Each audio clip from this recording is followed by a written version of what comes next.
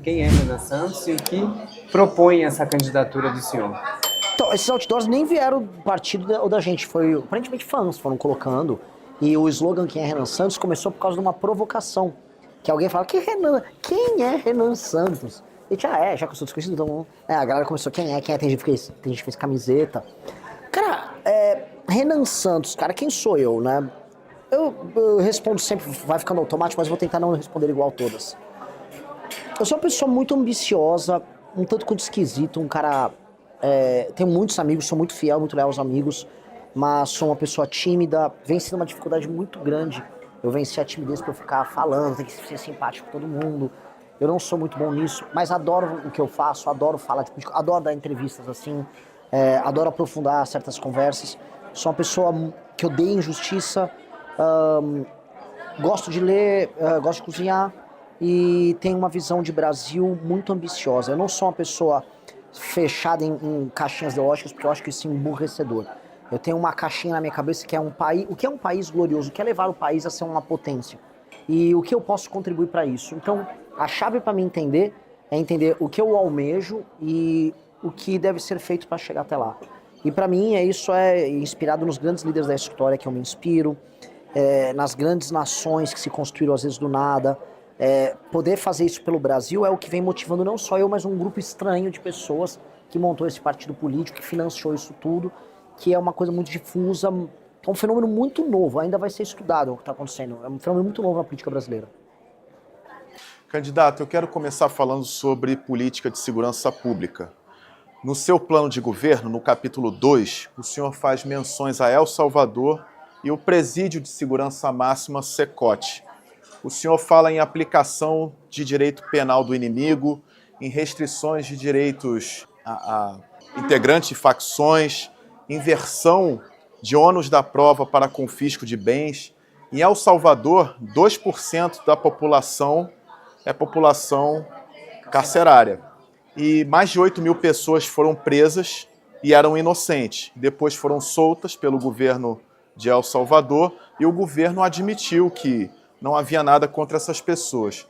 Presunção de inocência é uma cláusula pétrea da nossa Constituição. Então, onde o senhor vai traçar esse limite para que o Estado não veja o cidadão como um condenado de antemão? Olha só, a primeira coisa para a gente esclarecer, o que eu gosto de El Salvador é justamente a disposição que o Bukele teve em tratar o que é uma guerra como guerra. Guerras são guerras, e ele enfrentou isso e tornou o país dele, que era um narco-estado, num estado que hoje é orgulhoso de si, que resolveu esse problema. Mas guerra, por vezes, supõe a suspensão de direitos constitucionais, garantias Por isso que constitucionais. existe o estado de sítio, existe o estado de defesa, existe a garantia da lei da ordem. A nossa Constituição é muito precisa, isso lá prevê diversos meios de gradação. Então, quando eu falo falando da guerra, eu estou falando do intuito, da vontade por parte do Estado em fazer um enfrentamento que terá um fim. Quando eu falo de guerra sobre um assunto, olha, vamos fazer a guerra às drogas, ou a guerra contra alguma coisa. Uma guerra que é permanente não é uma guerra. É igual uma coisa endêmica, ela permanece acontecendo. Uma guerra é precisamos destruir, precisamos vencer o crime. Isso é uma coisa provisória. A ideia de vencer o crime, especialmente o crime organizado, é ter um enfrentamento definitivo contra organizações que se tornaram organizações transnacionais, multibilionárias. A inspiração é essa. A vitória sobre o crime no Brasil não vai estar nos termos de El Salvador, porque o crime no Brasil é diferente de El Salvador. Então nós temos que usar outras estratégias, outras táticas contra eles. Dito isso, o modelo de direito penal do inimigo, que já foi recebido pela Constituição brasileira, porque eu posso citar inúmeros exemplos. A lei antiterrorismo no Brasil é baseada no direito penal do inimigo. A lei do abate, que permite que um avião de guerra brasileiro pegue um avião, por exemplo, com droga que está vindo de fora e que não se identifique e pode abater, é baseado no direito penal do inimigo. Em grande medida, até os GCRIMs, que, vamos dizer, aceleram o processo criminal, ele também é inspirado no direito penal do inimigo. Essa é uma doutrina muito abrangente. E a doutrina do direito penal do inimigo, ela tão mais foi recepcionada que agora passou a lei antifacção no Brasil, que é puro direito penal do inimigo. Tanto que eles fazem 70%, 80% do nosso trabalho já, a legislação que passou. E ela não é, vamos dizer, contraditória com, vamos dizer, os valores da Constituição. Muito pelo contrário, ela é passível de ser recebida. É entregar um status especial a alguém que se comporta como um ente anômalo. Esse ente anômalo existe. Por exemplo, aquilo que eu citei, um avião que entra no nosso território trazendo droga, ele está, vamos dizer, por origem, violando o espaço aéreo nacional para cometer um crime. Portanto, ele precisa ser abatido. Uma pessoa que é um terrorista, que vai jogar uma bomba na Praça da Sé, lá em São Paulo, um lugar movimentado, se eu não fizer, por exemplo, uma prisão baseada nos atos preparatórios, o que para crimes comuns não acontece, eu vou permitir que aconteça uma desgraça, portanto eu tenho que atuar. Igual um crime contra o Estado Democrático de Direito, que também é previsto. Também é direito penal do inimigo. Logo, as facções, quem for enquadrado pelo Estado, ou seja, Polícia Federal, polícias estaduais, que já fazem esse trabalho. O trabalho de identificação de membros de facções e quadrilha já existem há décadas. Então é um trabalho tranquilo, já acontece. As pessoas enquadradas nisso, elas terão uma atuação especial do Estado. Então, o confisco alargado dos bens, as prisões especiais para os membros dessas facções, os crimes são inafiançáveis, não há progressão de pena, o Estado pode acelerar o processo. Vamos dar um exemplo. Um criminoso está com uma carga de metralhadoras escondido dentro de uma casa num morro no Rio de Janeiro. Eu tenho que fazer a operação, eu vou ter que entrar naquela casa e eu tenho que sair prendendo todo mundo. Ah, mas ele ainda não... Eu tenho que sair e aprender antes de tudo. Porque ele está num processo de cometimento de crime dentro daquela comunidade. Então, este reconhecimento dá os instrumentos para que o Estado atue como guerra contra algo que é entendido como guerra pelo outro lado.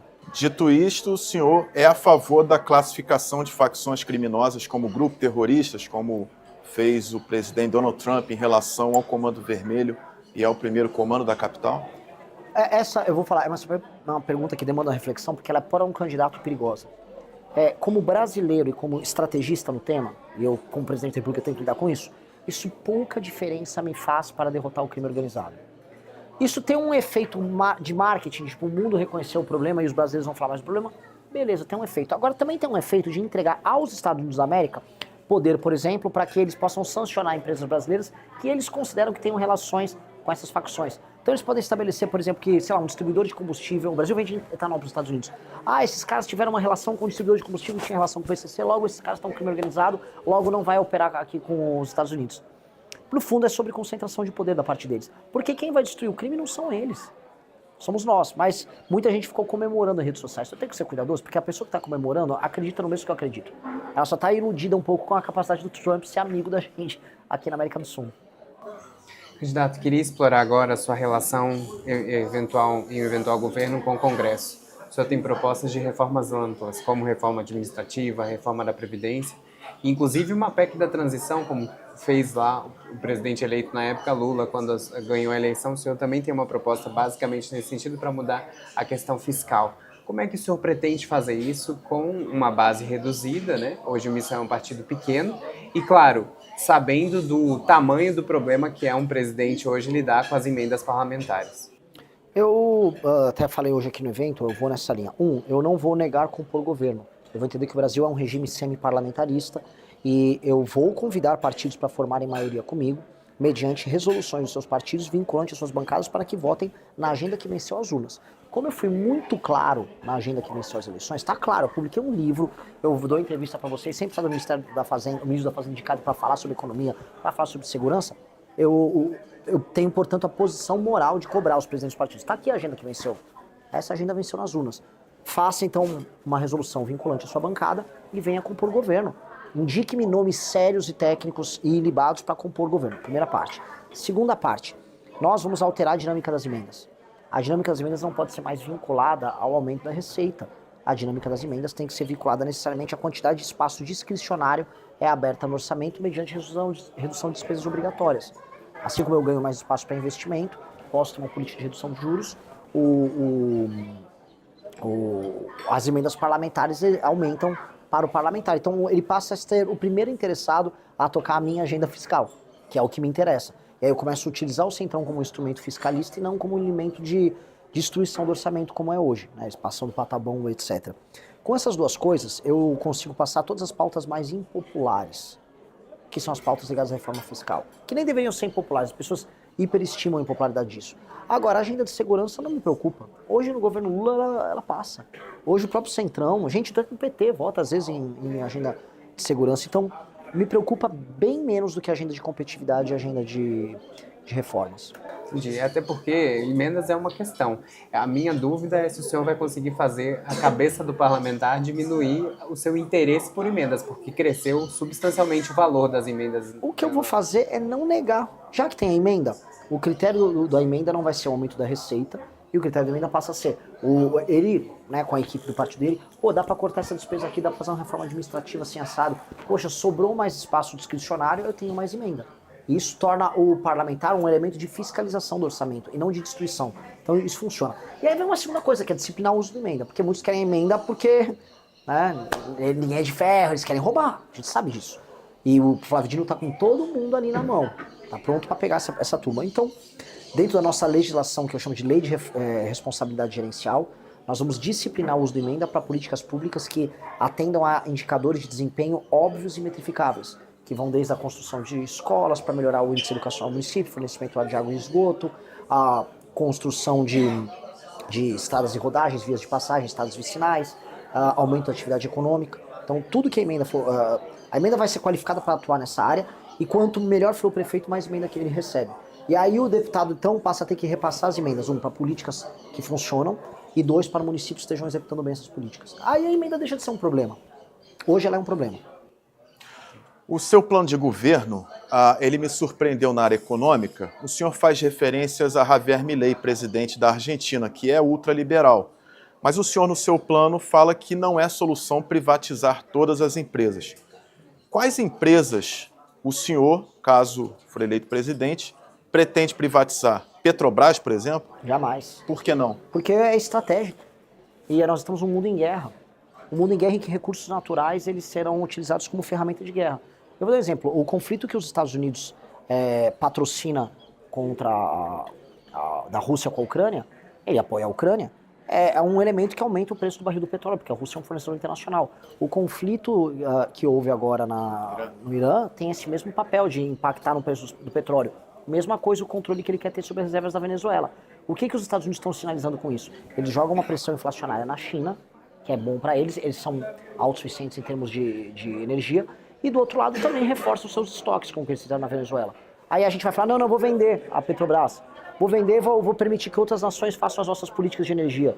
Isso é uma loucura, é igual vou terceirizar aqui minhas forças armadas. A gente não pode fazer isso, é uma questão estratégica. Agora, vamos trazer empresas para participarem do refino? Vamos trazer iniciativa privada para aumentar o share, por exemplo, na extração? Vamos. Distribuição, vamos abrir mais o mercado? Vamos.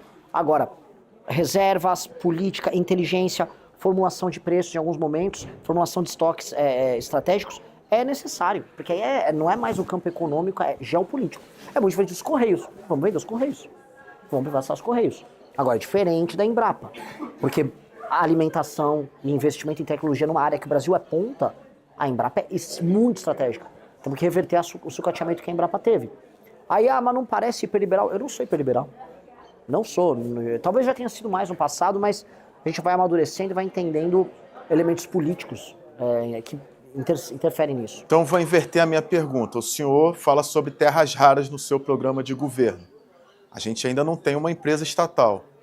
Como se trata de recursos naturais estratégicos, o senhor é favorável à criação de uma estatal para gerir as terras raras do subsolo brasileiro? Não é necessário criar estatal. Em especial, não é necessário criar uma estatal neste governo. Você tem iniciativas e consórcios com universidades e iniciativa privada que cumprem um papel melhor do que uma estatal. Tem uma iniciativa que chama Magbras. A Magbras ela não é uma estatal, por mais que o nome pareça, mas ela está pesquisando e conseguindo as primeiras respostas na parte de processamento de determinadas ligas ali feitas com terras raras extraídas do Brasil, que permitem que o Brasil venha a ter, por conta desse consórcio, tecnologia proprietária nesse processamento. Por exemplo, a gente precisa ter tecnologia proprietária para processar disprósio, que a gente tem bastante. Patente tecnológica, né? E isso. Então, é muito importante a gente ter empresas nessas áreas, consórcios feitos com isso.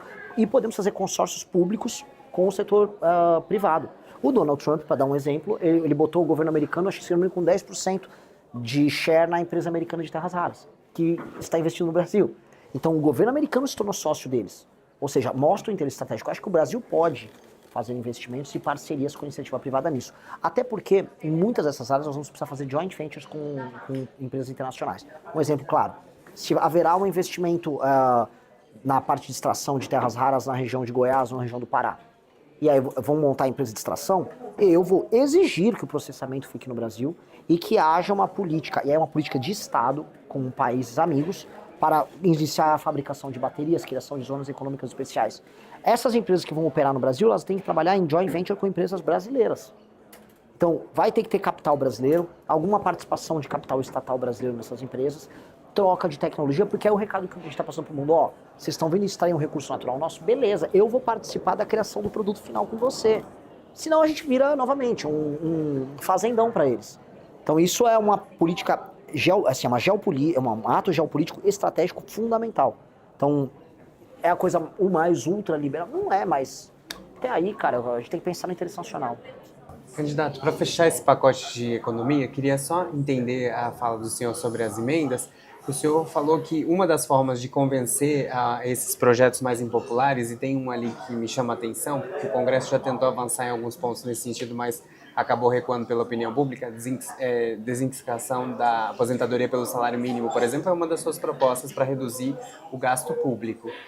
O senhor fala que fazer isso, talvez mostrar para o parlamentar que fazer isso poderia gerar mais economia e, consequentemente, sobraria para emendas. Esse é um ponto? Esse é um ponto central. A ideia própria de quê? Você vai reduzir despesas. E reduzir despesas e sobrar orçamento discricionário, você aumenta o investimento, e aí você inclui a emenda no investimento, é uma ideia que atrai o parlamentar, só que ela não pode trair o brasileiro. A modalidade de emenda como nós temos hoje, a emenda roubalheira, ela não pode ser a modalidade que eu vou trabalhar. O parlamentar vai entender, você vai continuar inaugurando obra, você vai continuar indo pro seu estado. A diferença é que você não vai fazer uma empreiteira com seu amigo, com seu primo lá, que vão pegar a emenda e vão desviar 30%. Não vai. Agora, inaugurar obra você vai. Ou nós somos uma república, nós temos que trabalhar de maneira republicana. E nesse ponto, que você está fazendo perguntas bem boas sobre a parte de composição de governo e briga com os outros poderes. Nesse ponto eu tenho que ser inteligente e saber entender que com uma PGR livre, uma Polícia Federal autônoma e com as investigações que caíram na mão do Flávio Dino, todo mundo que caiu na farra das emendas está muito encrencado, mas não é pouco, muito encrencado. E eles não estão em grande posição de, vamos dizer, de brigar sobre esse assunto. Basta ter um PGR que comece a mandar os processos ali para eles, eles vão ter, vamos dizer, graves problemas. Então, assim, eu quero negociar por bem, mas também quero que eles entendam que ninguém vai mais botar a faca no pescoço do presidente da República. Eu quero que as emendas sirvam ao Brasil, e não eles se sirvam das emendas e se sirvam dos brasileiros. Queria abordar a questão da educação, que é um dos temas que o senhor também coloca ali como várias propostas, e uma delas fala sobre fim de cotas. O senhor já explicou, já deu fala sobre isso, e eu queria entender porque no plano de governo não fica claro, por exemplo, como vão ser essas bolsas de mérito que o senhor cita ali no plano de governo, e porque há uma crítica, inclusive no seu plano, de hoje há uma desigualdade muito grande. Na sua avaliação do plano de governo, as cotas são um agravante dessa desigualdade, porque podem trazer mais prejuízos para, por exemplo, pessoas que estudaram, mas por causa das cotas acabam não chegando à universidade. Queria entender como que o senhor pretende fazer essa bolsa de mérito e como fazer com que a educação brasileira diminua essa desigualdade que hoje existe, porque o senhor mesmo já citou até, por exemplo, questão de mensalidade, talvez para pessoas que têm maior renda, mas isso não está incluído no plano de governo. Então eu queria entender essa área que o senhor aborda aí no seu plano de governo sobre desigualdade na educação. Olha, quando eu olho para a Ásia, que é um lugar que cresceu gerando capital humano de alta qualidade, eu olho um foco colossal no mérito. Quando eu olho para a Ásia, a escola é um local de autoridade, de ordenamento e, acima de tudo, de ensino. E o mérito, o foco, a criação de classes com os melhores alunos, a ideia de que os melhores alunos vão parar nas universidades, a ideia dos demais alunos não necessariamente precisar parar na universidade, porque sua vida não necessariamente precisa terminar na faculdade. Porque esse é um problema muito brasileiro. É um problema que vem do século XIX, a mentalidade bacharelesca, a ideia de que se você não tem um diploma, você não é ninguém. Eu sou hoje um candidato a presidente da República, eu entrei na melhor faculdade de Direito do Brasil, pelo menos na época, e não entendi que o que eu precisava fazer, o que era ser empresário, não precisava daquilo. E há essa cultura, essa imagem que a classe média compra, de que você precisa de um diploma. Se você perguntar para um alemão, ele não vai concordar. E ele ganha muito mais do que o brasileiro. Escola técnica. A escola técnica, o colegial técnico, o ensino médio técnico é a base da recuperação da produtividade brasileira. E não necessariamente jogar esse aluno numa universidade porque sim. Aí ele sai muito mal formado.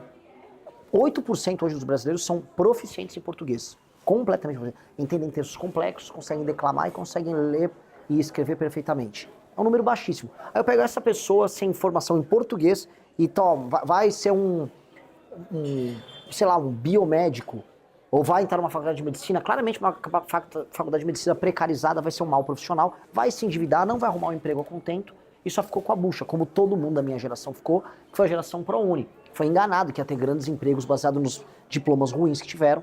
Então, voltando, o que nós vamos fazer? As cotas entram na lógica que não tem nada a ver com mérito, não tem nada a ver com autoridade, tampouco tem a ver com redução de desigualdade. Até porque as desigualdades raciais no Brasil, nos últimos anos, não diminuíram nada. Teve cota pra lá e pra cá, não tá diminuindo nada. As regiões mais pobres, que são mais concentradas no número de população negra e parda, continuam as regiões mais pobres do Brasil. Os estados mais pobres continuam sendo os estados mais pobres do Brasil. Então, essa política é uma política para inglês ver, que serve apenas para você gerar dissidência interna na sociedade, briga, divisão, e você diminui espaços de excelência, porque não passa a ser mais a excelência o elemento que faz uma pessoa entrar numa universidade pública, que tem que ser concorrida, que os melhores têm que entrar. O que nós vamos fazer? Qual é a jornada? A jornada de um garoto que mora no interior do Maranhão, numa escola pública. Desde os primeiros anos dele, já terceira série, quarta série, quinta série, sexta série, haverá provões semestrais que vão avaliar o desempenho desse aluno. Os melhores colégios, o diretor vai receber bônus em dinheiro, os melhores professores vão receber bônus de desempenho em dinheiro e a escola vai receber mais investimento. As más escolas não vão ter esse investimento e vão ser trocadas sua diretoria para que elas possam melhorar. 2, isso já funciona, no Ceará é assim, Sobral tem resultados incríveis mesmo gastando igual à média nacional, ou seja, não precisa de tanto investimento a mais. 2, os melhores alunos suas famílias terão dedução de impostos municipais e estaduais, qual é o desempenho que eles obtêm em escola. Então, se o aluno vai bem, a família ela é recompensada e no final do ano recebem prêmio. Os alunos que estiverem nos 5 a 10%, que são os alunos que têm um desempenho mais alto, aí o Estado vai investir neles desde cedo. Veja, eu não estou olhando para a cota, eu estou olhando para aquele menino ou aquela menina que está naquela escola pública no interior do Maranhão e está falando, ó, essa criança tendo um desempenho neste provão nacional que nós vamos fazer, muito acima da média. Pois bem, família, você quer colocar ele lá em São Luís, na capital, na melhor escola? Nós vamos pagar a mensalidade para ele e uma bolsa para vocês. Que a criança tem que ir ajeitada, com roupa e tal. Ah, quero. Ou você quer a melhor escola pública aqui da região? Não, quero ficar com a criança aqui perto. Tá, o Estado está investindo nele. A criança continua obtendo desempenho, o investimento continua, e aí essa criança vai concorrer em igualdade de condição para a universidade. Ou para o curso técnico dela. O que eu não vou fazer é, em vez de resolver o ciclo de criação de talentos para ocupar os bons espaços, não, é o seguinte, então é tudo desigual, então dá vaga aí pra quilombola, negro, trans, não sei o quê. Tá errado, pô. Isso é assim, não resolve, segundo, tapar o sol com a peneira. A gente não tá resolvendo o problema do ensino básico. A gente tem que resolver o problema do ensino básico. De acordo com a OCDE, o Brasil gasta por aluno igual aos países da OCDE, em aluno universitário. Agora, quando eu comparo os gastos com o aluno no ensino básico, é uma piada. A gente gasta muito menos com os alunos no ensino fundamental básico. Então, claramente o investimento tem que estar ali. E é isso que a gente quer é redirecionar os impostos do Estado para essa área. Eu quero perguntar sobre relações exteriores e defesa.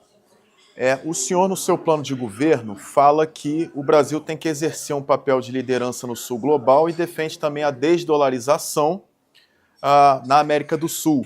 O senhor defende uma cesta de moedas onde o real seria a moeda de maior valor. Eu pergunto se essa já não é uma proposta que o presidente Lula defende e é tão criticado pela direita. Em relação à defesa, o senhor fala sobre a nuclearização. O Brasil hoje tem o domínio tecnológico do ciclo do combustível nuclear. O senhor é a favor da construção de uma bomba atômica, mesmo o Brasil sendo signatário do Tratado de Não Proliferação Nuclear? Sim. Mas o Irã, por exemplo, está sendo atacado por causa de uma suposta intenção de construir uma bomba. Não, o Brasil vai precisar trabalhar geopoliticamente para isso. O Brasil pleiteia entrar no Conselho de Segurança da ONU e não consegue dominar o crime organizado nas nossas próprias cidades. Para exercer poder, ele vai precisar ter poder. Então, para eu ter a bomba atômica, para eu ter a discussão, China, Estados Unidos, deixa eu avisar aqui, eu vou ter a bomba atômica aqui, tá? Eu vou ser um parceiro estável, geopolítico, vou estar bem blocado, estou trabalhando com terras raras, estou participando de uma indústria bélica internacional, estou no jogo. Não é que eu vou começar meu mandato fazendo isso, mas faz parte de um processo de retomada de soberania. Isso é inevitável. Agora, sobre exercer poder na região, na América do Sul, e sobre a desdolarização. Veja, o Brasil é para ser o líder político dessa nossa região. Não estou falando em se impor, em humilhar vizinhos, não. O Brasil tem que ter uma força militar conjunta destruindo o crime organizado por todos os países da América do Sul. Nós temos que ter um banco que opere infraestrutura na nossa região de maneira autônoma. Por exemplo, a ferrovia Xangai-Ilhéus, que cruza o meio do nosso continente sul-americano, Precisa ser feito com dinheiro sul-americano. Por que a China vai fazer? Eventualmente pode até ter capital chinês, desde que não tenha uma interferência política chinesa. O porto de Xangai, lá no Peru, tem alta interferência chinesa. É um porto que os chineses investiram. Então, nós precisamos ter uma capacidade de investimento na região. As trocas comerciais, em parte, serem feitas com moedas locais, obrigam os países a ter políticas fiscais e monetárias equilibradas, porque não dá para ganhar, eu quero comercializar em real. Do jeito que o real tá, ninguém vai querer comercializar em real. Ou querer comercializar na moeda boliviana, não. Mas se você cria metas que você vai fazer com que a América do Sul, que tem um descalabro do ponto de vista fiscal e monetário há muito tempo, é um lugar super irresponsável, diferente, por exemplo, das políticas que são adotadas na Ásia, a América do Sul faça a lição de casa e a gente tem um share do nosso comércio sendo feito nas nossas moedas. Isso expressa poder local, isso também vai permitir, por exemplo, que uma Argentina ou um Chile, que o Chile já faz a sua lição de casa há muito tempo, que são moedas mais equilibradas, eles ganhem, vamos dizer, um prêmio por sua capacidade de cuidar das suas contas públicas, da sua política monetária. Eu vou fazer comércio aqui entre Brasil e outras nações, mas eu aceito a moeda chilena porque o Chile é um país estável. É uma forma de premiar quem no continente faz isso. Você acaba premiando por boas práticas. Você cria um sentimento de irmandade no continente que não existe. O Brasil é muito isolado no continente sul-americano. A gente fala no máximo assim, os países da Tríplice Fronteira, às vezes um Uruguai, mas tudo muito pouco. A nossa relação é muito distante. E isso inclui também parte do sul global, especialmente países de língua lusófona, o oeste da África, e no entendimento maior, a ideia de que o Brasil nos próximos 20, 30 anos precisa ser uma potência cultural no sul global também. Candidato, queria, para encerrar a nossa entrevista, perguntar sobre o Supremo Tribunal Federal. O senhor deu uma declaração, numa sabatina recentemente, que decisão ilegal o senhor não vai cumprir. E o senhor também já explicou que o senhor vai considerar como decisão ilegal o que está na Constituição, segundo as palavras do senhor. Mas o senhor não teme que o Congresso possa entender que o senhor cometeu um crime de responsabilidade ao não cumprir uma decisão e avançar com o processo de impeachment? Por isso que é uma decisão política tomada pelo presidente em momentos muito graves, quando algo muito grave está sendo feito pelo STF. Essa minha declaração foi no seguinte contexto: o Brasil tinha fazendo uma operação com o governo federal numa favela no Rio de Janeiro para destruir o Comando Vermelho. Aí no meio dessa operação veio uma canetada do ministro do STF, parando tudo, ou seja, levando o risco para as pessoas que estão lá, eventuais delatores, as forças policiais. Eu não vou cumprir uma decisão dessa. É uma decisão flagrantemente ilegal que traz um risco iminente para as pessoas. Então essa decisão não se cumpre. Mas e se você incorrer num crime de responsabilidade? Vou pagar o preço, se for o caso. Agora, não posso ser um mau líder ou prevaricar. E não é apenas só a Constituição. O STF tem um julgado de 96 que diz: decisão ilegal não se cumpre. Eles mesmos falaram. Então eles que derrubem, né? Faz alguém uma DPF, decisão ilegal se cumpre sim, é só o STF mandar. Adoraria que eles mandassem uma dessas. É isso apenas. Se você gostou desse vídeo e quer ajudar a divulgar as ideias da missão, por favor, se inscreva no canal.